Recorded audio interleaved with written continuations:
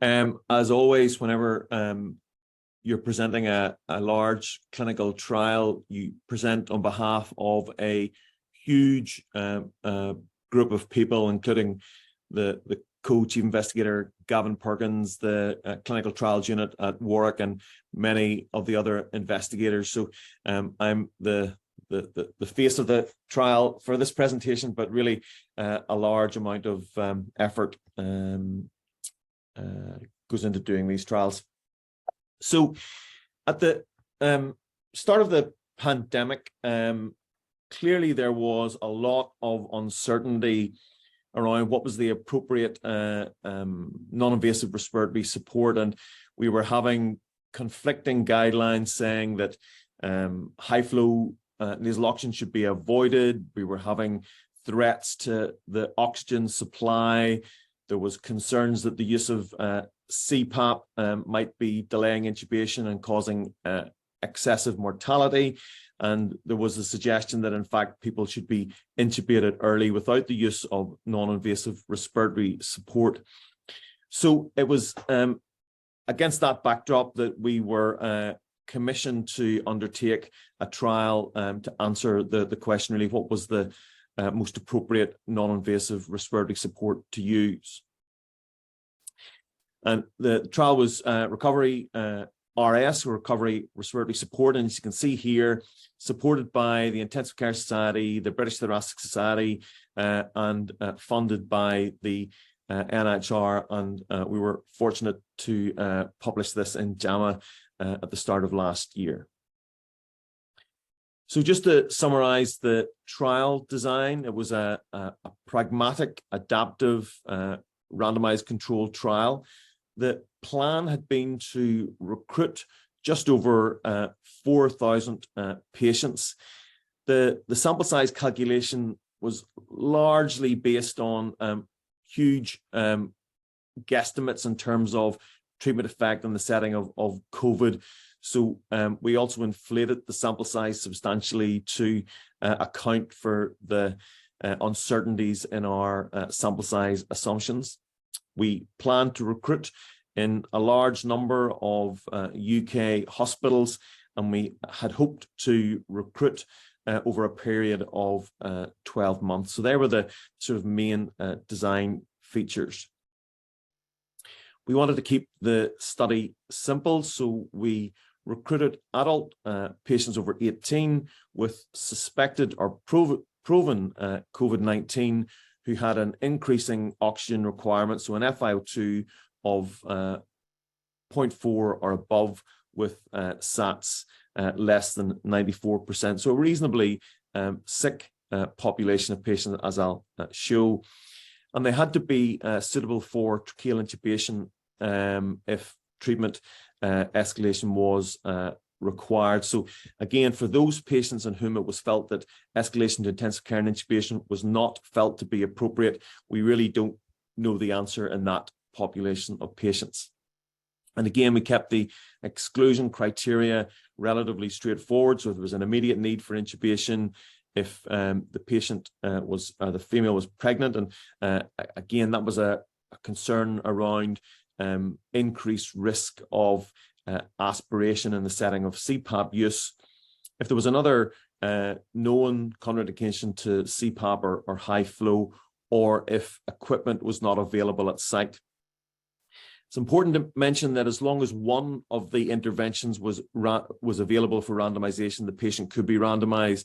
So patients could be randomized in a 1:1:1 ratio if all three options were available, or if only CPAP or high flow was available, then patients could still be randomized. It wasn't possible to randomize to CPAP or high flow only, so there was always a control group as part of the randomization schedule. And the randomization was undertaken with an internet-based system which ensured allocation concealment. And again, as mentioned, the randomization was really dependent on availability at sites. Not all sites had access to high flow or had sufficient oxygen delivery capacity to manage to run multiple high flow, and likewise, many sites didn't have CPAP devices available at different points. So you could be randomized according to availability. And as mentioned, there was no randomization between CPAP and high flow, and randomization was stratified by a limited number of characteristics: site, gender, and age. So the intervention was commenced as soon as possible following randomization. Again, we tried to keep the trial as pragmatic and simple to deliver as possible. So conventional oxygen therapy could be delivered either via face mask or nasal cannula. And we really allowed the use of CPAP and high flow according to local policies in terms of what device, what setup, how the intervention was titrated upwards, and how it was discontinued. So again, a fairly pragmatic approach to the trial. The primary outcome was intubation or death within 30 days. And there's been some discussion around this choice of the primary outcome. And in general, people won't die before being intubated, and whether or not we should have just considered invasive ventilation as the primary. We had concerns about missing the potential harm if we didn't include death in the primary, in the setting where delayed intubation, if people were on non-invasive support and suffered cardiac arrest, for example, we might miss that signal. So we wanted to include that. So that was the primary reason for including this composite outcome. It also potentially increases power of the study as well. But that was the rationale for the choice of the primary outcome, which I'll maybe come back to the questions. This just really highlights the sort of setup of the trial. It is still incredible to me that we, on a Friday evening, decided that we would try and do this within 3 days. We had HRA and REC approval. We had all hoped that the bureaucracy would stay away, but we have found that it has all come back again post-COVID. We were able to open our first site within a week, and we had recruited our first patient at Salford by day 9. So just an incredible amount of effort went into doing this by a huge number of patients, as our investigators, as I've mentioned. By day 56, we had recruited our first 100 patients, and we continued to recruit until May, when we were closed to recruitment, and I'll just basically discuss that. So as you can see, our recruitment very closely followed the peaks at the start of the pandemic. And as you can see, as we were coming to the end of our funding period for 12 months, the numbers were rapidly falling in the early waves. And we made the decision in the setting of this that we thought, given that we'd recruited over 1,000 patients, that there was probably useful information in the setting of the ongoing pandemic that we should share, rather than waiting and seeing what would happen going forward. Now, as we all found out, that there were future significant waves, but we felt it was important to get the data we had at this stage into the public domain, and that was supported by the trial steering committee and accepted by the sponsor. So we closed the recruitment at the start of May 21. And this really just summarizes the groups that we recruited. So we had 468 in the conventional oxygen group, 377 were randomized to CPAP, and 414 to high flow. And again, that's a feature of the numbers available at sites in terms of randomization.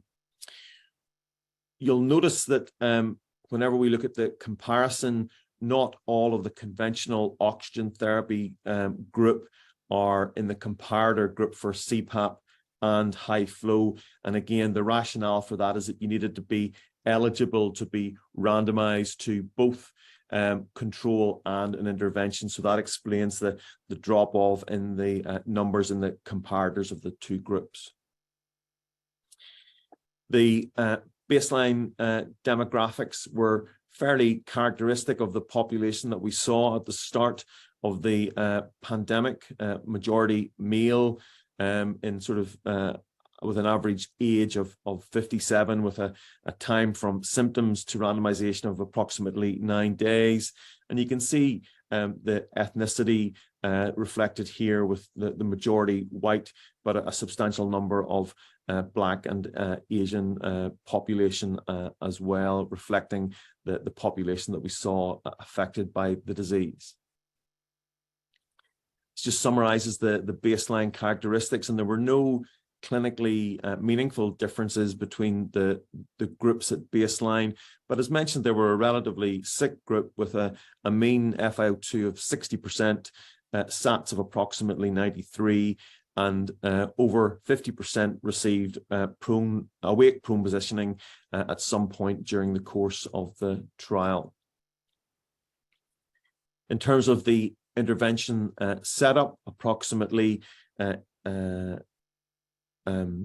use of 8 centimeters of water for CPAP and an approximate mean high flow oxygen delivery of 50 liters. So significant non-invasive support. So this is the primary outcome, and it showed that there was a significant reduction in the need for ventilation or death at 30 days in the CPAP group, which wasn't seen within the high flow nasal oxygen. So as is good practice, whenever you have a composite outcome, we looked at the individual components of the primary outcome. And you can see here, in terms of need for intubation, there's a significant reduction with CPAP, whereas with mortality, there's no significant reduction, although reassuringly the point estimate for death is lower with CPAP, albeit not significant. Whereas in contrast, there was really no difference with high flow in either intubation or death. So the benefit in CPAP was largely driven by a reduction in need for intubation. There were more adverse events reported in the CPAP group, and I think we were all familiar with seeing patients with air leaks, particularly in those receiving CPAP, which was confirmed in the study as well. However, it is reassuring to note that none of these were particularly severe to translate into increased mortality, as shown in the previous slide. So more adverse events, but reassuringly not associated with excess death. So that's the main take-home message, and I guess there are some limitations that are worthwhile discussing, and I'll maybe show some additional data. So we didn't achieve the planned sample size. We recruited in total 1,277 compared to a planned sample size of just over 4,000, as mentioned. So we may not be powered adequately to comment on high flow nasal oxygen, and that's been a comment that we've heard. There was no comparison between CPAP and high flow, and again, this was really saying, is CPAP better than conventional oxygen therapy, or is high flow better than conventional oxygen therapy, rather than the comparison? It's interesting, and it shows the vagaries of peer review. As part of the peer review in the JAMA paper, we were requested to undertake the post hoc unplanned comparison between CPAP and high flow. And again, that has to be taken with a significant pinch of salt, because that was a non-randomized comparison, albeit we were asked to include that comparison within, which we did within the supplement of the paper, which shows that CPAP was associated with better outcomes in terms of the primary outcome compared to high flow. But again, that was a post hoc and unplanned and non-randomized comparison. And then there was issues around the lack of blinding, the degree of crossover, some uncertainty around what's the right level to commence the interventions, and some anxiety around aerosol generation. And I'll just maybe show a few slides to pick up each of these points. So this was the issue around lack of blinding and potential for performance bias occurring, where people might intubate based on different characteristics according to whether somebody's on oxygen therapy or one of the forms of non-invasive respiratory support. So we didn't mandate criteria for intubation.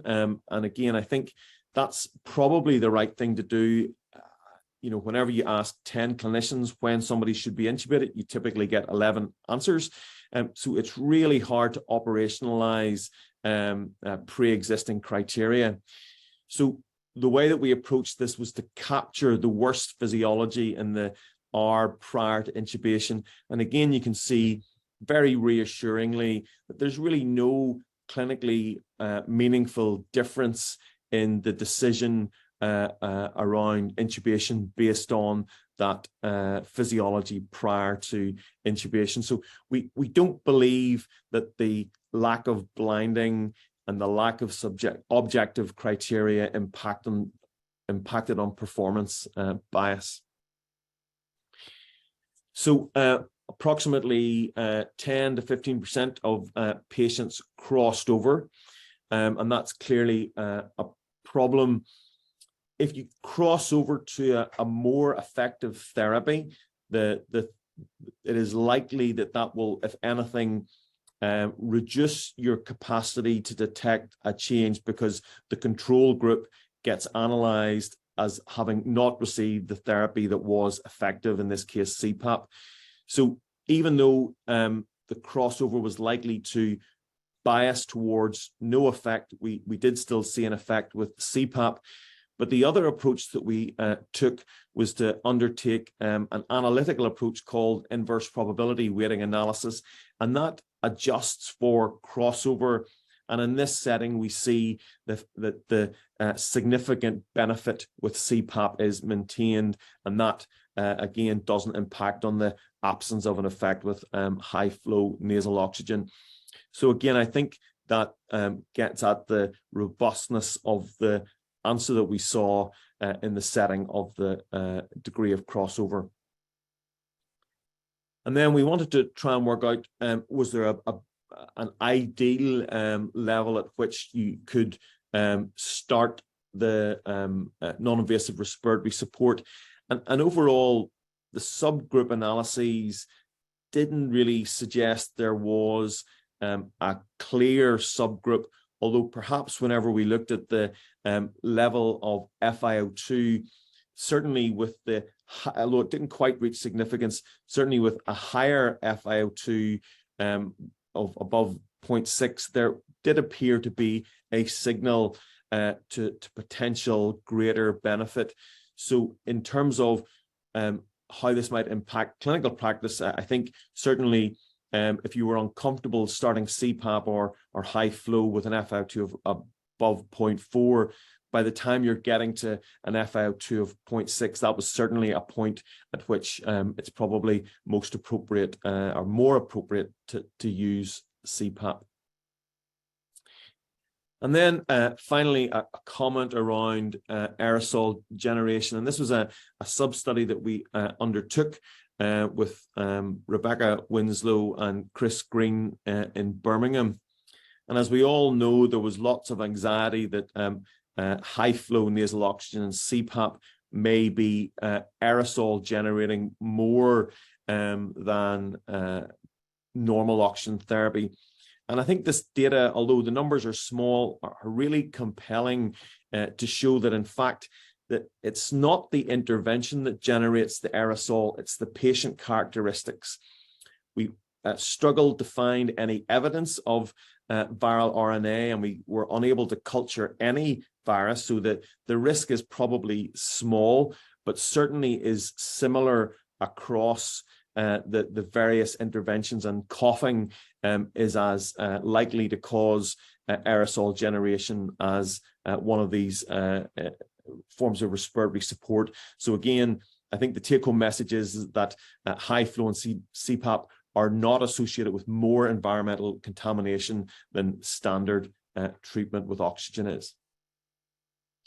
So this is some new and unpublished data, and as is the norm now, all of us as frequentists are trying to find our Bayesian selves. So we've undertaken a series of Bayesian analysis looking at the absolute reduction in risk based on either a non-informative or informative prior, and also using an enthusiastic and skeptical prior.